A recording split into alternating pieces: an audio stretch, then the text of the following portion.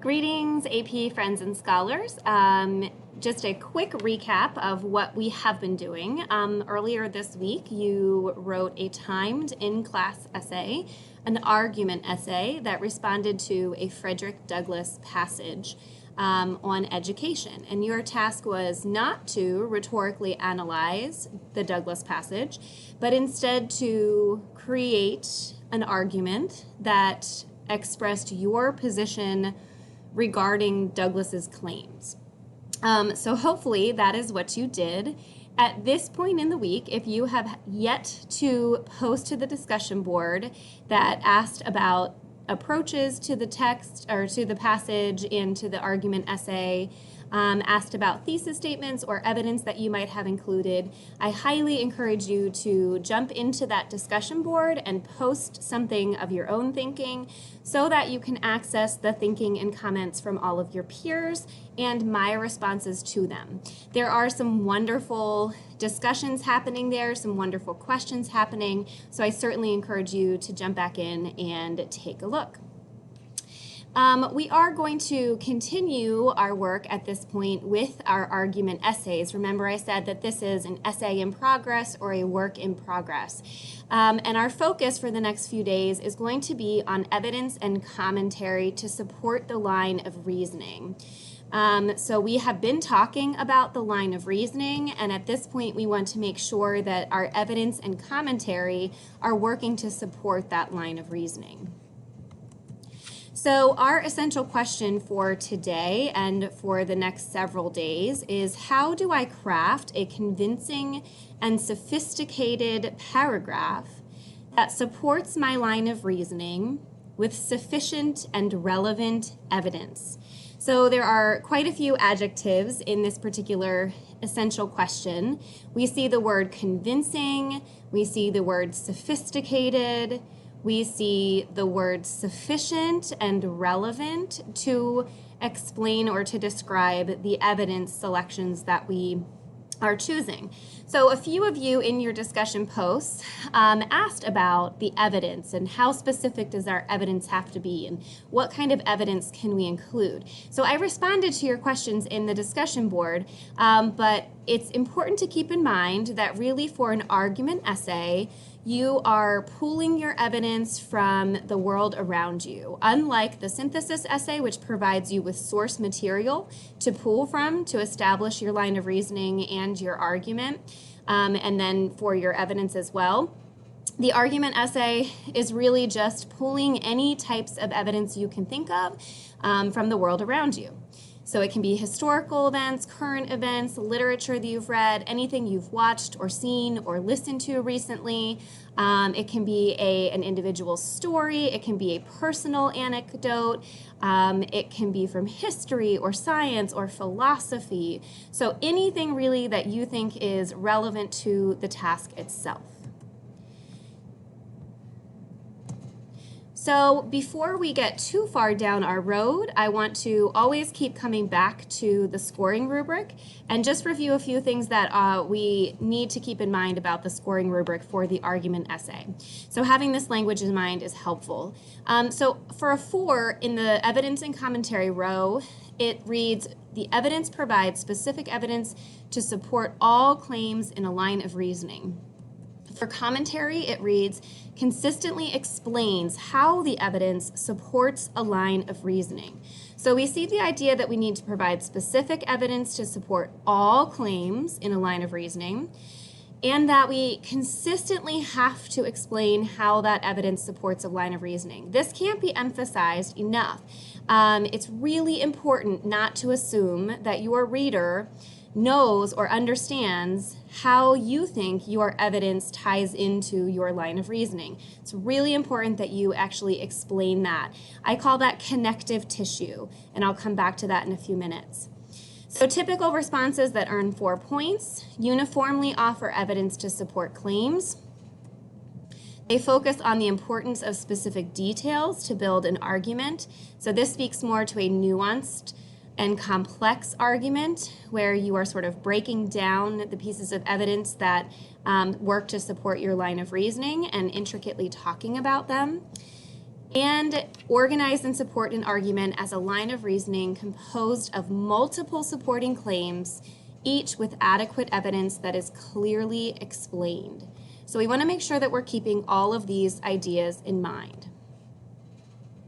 I also want to remind us of the sophistication row and how we earn the sophistication points. So responses that earn this point may demonstrate sophistication of thought and/or a complex understanding of the rhetorical situation by doing any of the following: crafting a nuanced argument by consistently identifying and exploring complexities or tensions. Again, this idea of a nuanced argument, a careful look at the complexities and tensions or contradictions or relationships within a particular topic or issue.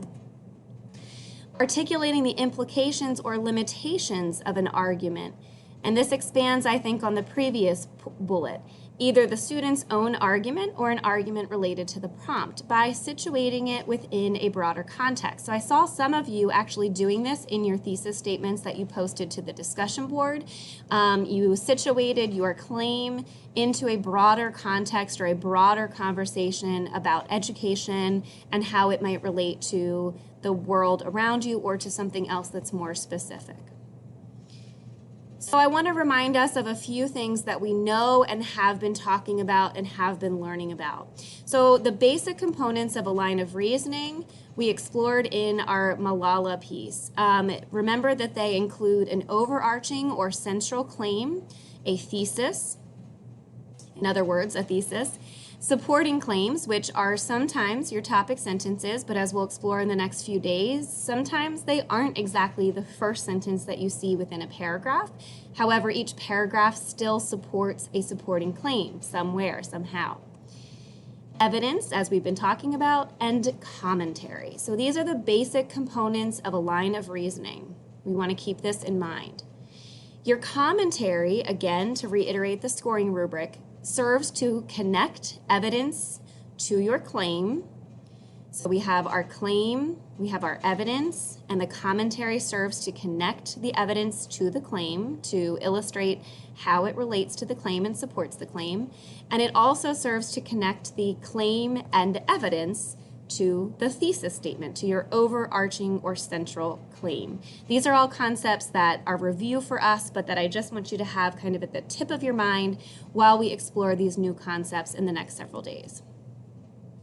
Again, this is review, but just to keep this in mind, again, you explored this in your Malala essays, refining the basic components of an argument and crafting a more thorough argument at that point. So we have the claim at the start or somewhere in a paragraph that is what your evidence is serving to support, and that your commentary is serving to explain and connect back to that claim and back to the thesis overall. So a little while ago, we watched an AP Classroom video that talked a little bit about formulaic approaches. I would argue that the work you did with your paragraph structure for your Malala essays was more of a formulaic approach for structuring a paragraph within an argument. So in our AP Classroom video from a little while ago, it discussed some of the pros and cons of these formulaic approaches. And what we mean by formulaic is that they follow a prescribed formula. In other words, just like we typically see, we sometimes have a topic sentence in a paragraph, and then we have the introduction of evidence, and then we have some commentary, and then we have the introduction of more evidence, and then we have some commentary, and then maybe a closing sentence that serves to connect that paragraph back to the thesis. That would be my definition of a pretty formulaic approach to paragraphing structure. In general, though, some pros and cons for formulaic approaches are that a pro might be that it can be helpful for struggling writers. It can be helpful in a timed setting. If you have a formula to follow, it kind of keeps you moving along in order to be able to write to a timed prompt. And it may ensure that all bases are covered. In other words, if you're a little nervous about ensuring that you have a claim and you have evidence and you have that commentary, then following a formula might be a really nice way for you to make sure that you've checked all those boxes. Cons of formulaic approaches are that they might stymie advanced writers. So writers who can kind of see the connections between ideas and thoughts might be a little bit held back by a more formulaic approach. And thus, their full thinking capacity and writing abilities would not necessarily be demonstrated within that response.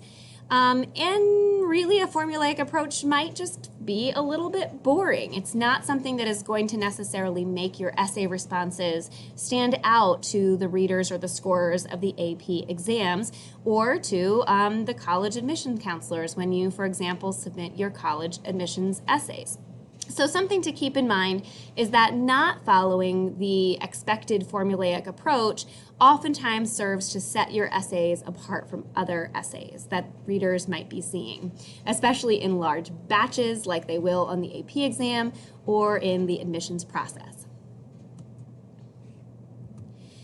So today, this overview was really just a good reminder of what it is we have been talking about and what it is we have established in our knowledge about writing essay responses and about analyzing other people's arguments as well.